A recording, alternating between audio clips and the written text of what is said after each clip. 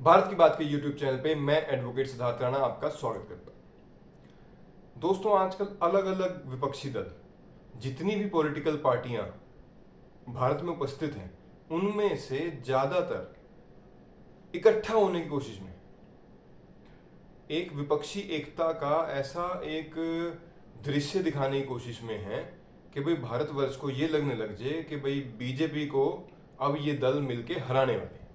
एक ऐसी धारणा बनाने के लिए ये बहुत ज्यादा मेहनत कर रहे हैं। इसमें से कुछ दल जो ऐसे हैं जो मुख्यमंत्री हैं अपने अपने राज्यों में, और वो सभी के सभी प्रधानमंत्री की रेस में, और विपक्षी दलों की एकता वो सिर्फ इसीलिए कर रहे हैं कि भाई जब विपक्षी दल बन गए और जो कि होने नहीं जा रहा कि भाई सरकार इन्होंने हटा दी तो उनमें से कोई प्रधानमंत्री बन जाएगा, इस तैयारी में लगे हुए हैं।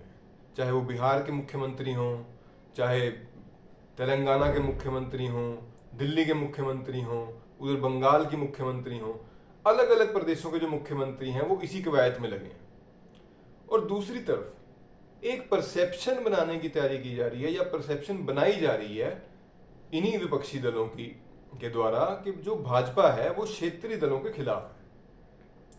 अब देखो, बात कहनी है, राजनीति में अपनी अपनी बात कहनी है, झूठ भी चलते हैं, झूठ पार्टियां बोलती भी हैं, लेकिन कुछ एक चीजें ऐसी हैं जिसका जो जमीन पे होता है वो कुछ अलग ही दृश्य होता है। जैसे भाजपा के खिलाफ ये अब क्या परसेप्शन बना रहे हैं, भाजपा जो है वो क्षेत्रीय दलों के खिलाफ है।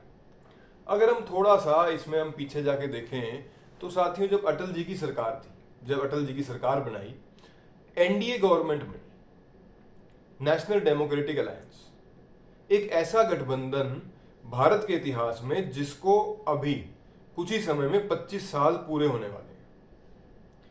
और दूसरी तरफ ये विपक्षी दल क्या कह रहे हैं, भाजपा जो है वो क्षेत्रीय दलों के खिलाफ है। क्षेत्रीय दलों के साथ मिलके अटल जी ने सरकार बनाई और वो सरकार बहुत अच्छे तरीके से चली। लगातार ये अलायंस चलता रहा, कुछ एक पार्टियां आई, कुछ एक पार्टियां जाती रही। जैसा स्वाभाविक है, इतना बड़ा देश है तो अलग अलग मत होते हैं, अलग अलग जब अपने अपने स्टेट के इलेक्शन होते हैं तो अपने हितों के हिसाब से पार्टियां आती जाती रही। लेकिन कभी भी ऐसा कोई बड़ा टकराव इस एनडीए में देखने को नहीं मिला।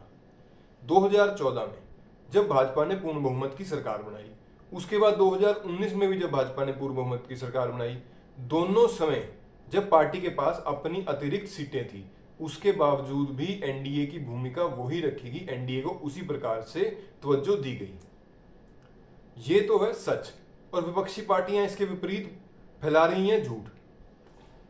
लेकिन अब जो हमारे आदरणीय प्रधानमंत्री जी हैं, अगर उन्हें थोड़ा सा भी समझने की कोशिश की जाए, या वो किस साइड जा रहे हैं या वो क्या दिखाना चाह रहे हैं, थोड़ा सा भी इसके ऊपर आकलन किया जाए, तो कोई भी आदमी जो थोड़ी सी पॉलिटिक्स की समझ रखता है वो भांप जाता है या कुछ एक समझ जाता है कि ये क्या करने जा रहे हैं। दोस्तों, अभी सेंट्रल विस्टा जो हमारी नई संसद भवन बना है उसका इनॉग्रेशन हुआ, बहुत बढ़ चढ़ के उसका विरोध हुआ, सारी चीज हुई, मैं पहले वीडियो में ला चुका हूं। उसी उद्घाटन समारोह के बाद मोदी जी ने एक अपनी विशेष बैठक बुलाई जिसमें सारे मुख्यमंत्री, संगठन के लोग, और वो बैठक लगभग 6 घंटे चली है कि भाई जो ये परसेप्शन बनाने के लिए विपक्ष लगा हुआ है इसको तोड़ा जाए, और जो एनडीए के हमारे अपना भाजपा के सहयोगी हैं उनको साथ लिया जाए, जो नाराज हैं उनसे बात करी जाए, और नए परिवार में नए सदस्य जोड़े जाएं। जी हाँ, अगर आपने सेंट्रल विस्टा इनॉग्रेशन की तस्वीरों को ध्यान से देखा होगा, उनका थोड़ा सा भी आपने पॉलिटिकल एंगल से देखा होगा, तो आप ये देखेंगे कि भाई कौन कहाँ बैठा था, किससे प्रधानमंत्री जी ने हाथ मिलाया। ये सारी चीजें राजनीति में बहुत छोटी छोटी चीजों का महत्व होता है। दोस्तों, कुछ एक पार्टियां ऐसी हैं, ज्यादा नहीं, मैं 4-5 स्टेट्स की आपके साथ बात करना चाहूंगा। सबसे पहले बात करते हैं हम आंध्र प्रदेश की। आंध्र प्रदेश की जगन मोहन रेड्डी जी, वो समय समय पर भाजपा के साथ, उन्होंने भाजपा को जब भी जरूरत पड़ी राज्यसभा में तो उन्होंने भाजपा का सहयोग किया। अब जगन मोहन रेड्डी जी और भाजपा के बीच में क्या बातचीत चल रही है क्या नहीं, ये तो पार्टी का शीर्ष नेतृत्व भी जानता है। और ये पब्लिक डोमेन में अभी तक नहीं है, लेकिन आकलन ये लगाया जा रहा है भाई आने वाले लोकसभा चुनाव में ये दोनों पार्टियां साथ आ सकती हैं। दूसरी अगर हम बात करें तो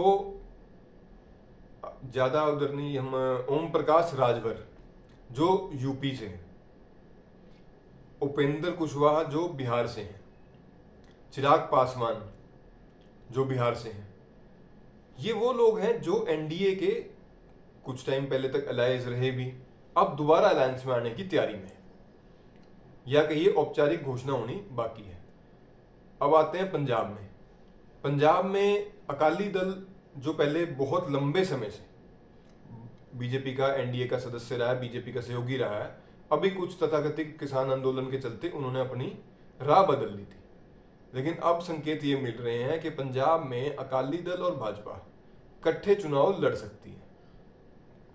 जिस प्रकार से जो दृश्य सामने आ रहे हैं उसका अगर आकलन किया जाए तो दोस्तों, और अगर हम किसी राज्य की बात करें तो जनता दल यूनाइटेड जेडीएस, ये बहुत एक अचंभे वाली बात है कि अभी अभी कर्नाटक का चुनाव हुआ और जेडीएस के अगेंस्ट ही चुनाव लड़ा, स्टेट का इलेक्शन था, लेकिन अगर एचडी देवगौड़ा जी की आप सिटिंग देखेंगे, जो पूर्व प्रधानमंत्री हैं, वो सबसे प्रथम रो में पार्लियामेंट में बिठाए गए और मोदी जी द्वारा रुक कर उनको मिलना, राजनीति में हाथ मिलाना, गले मिलना, इन छोटी छोटी चीजों के बहुत सारे कारण होते हैं। तो जेडीएस भी आने वाले समय में अगर एनडीए का पार्ट बन जाए तो इसमें भी कोई अचंभे वाली बात नहीं। मोदी जी बहुत दूर का सोचते हैं, मोदी जी हर एक उस चीज को भांप के चलते हैं जो विपक्ष ने अभी सोचा भी नहीं होता। उसी की तैयारी में प्रधानमंत्री जी ने अब अपना आगाज ये कर दिया भी एनडीए को मजबूत और ज्यादा मजबूत करा जाए और दिखाया भी जाए। उसके 25 वर्ष कंप्लीट होने के बाद उस चीज को सेलिब्रेट भी किया जाए, और वास्तव में सेलिब्रेट होना भी चाहिए। कोई इतनी सारी पार्टियों का मिल के सरकार चलाना, और वो भी इतने लंबे समय तक एक अलायंस को बना के रखना, ये अपने आप में बहुत बड़ी लोकतंत्र की जीत है। तो साथियों, अब क्या होगा क्या नहीं ये तो वक्त बताएगा। आज के वीडियो में इतना ही। ये वीडियो आपको कैसा लगा कमेंट बॉक्स में जरूर बताइएगा, और जो मेरे साथी नए हैं आपसे अनुरोध है कि चैनल को शेयर करें, सब्सक्राइब करें, लाइक करें, कमेंट करें। बहुत बहुत धन्यवाद। भारत माता की जय। वंदे मातरम।